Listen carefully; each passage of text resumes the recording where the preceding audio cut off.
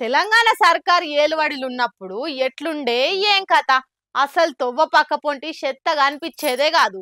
ఇక సర్కార్ బల్లల క్లాస్ రూమ్ల కంటే బాత్రూమ్లే ఎక్కువ ఉండేది.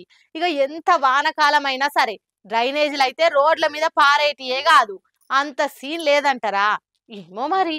కేటీఆర్ సార్ అయితే కాంగ్రెస్ ఏలుబడిలా పారిశుద్ధం చక్కగా లేదు, డ్రైనేజీల మెయింటెనెన్సే చక్కగా లేదని అంటున్నాడు. మంచైతే మన అకౌంట్లా చెడైతే మంద అకౌంట్లు వేస్తారు ప్రతిపక్ష పోలు అని మొండిపడుతురు కాంగ్రెస్ వాళ్ళు. అసలు రాష్ట్రంలో పారిశుద్ధం చక్కగా ఉన్నదా?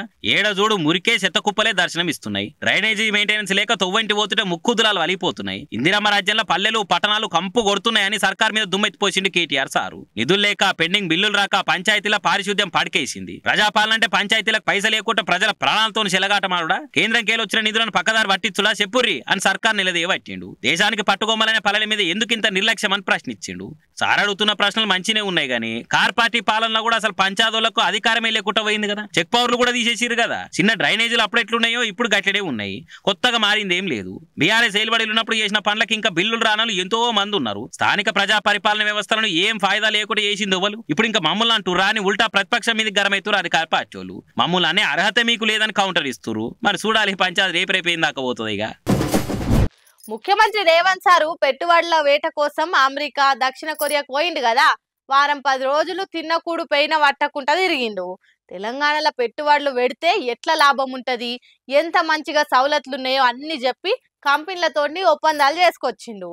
మరి అట్లా దిగ్విజయంగా పోయిన పని చేసుకొచ్చిన సార్ను ఎట్లా ఎదుర్కొండ్రో చూడురిగా.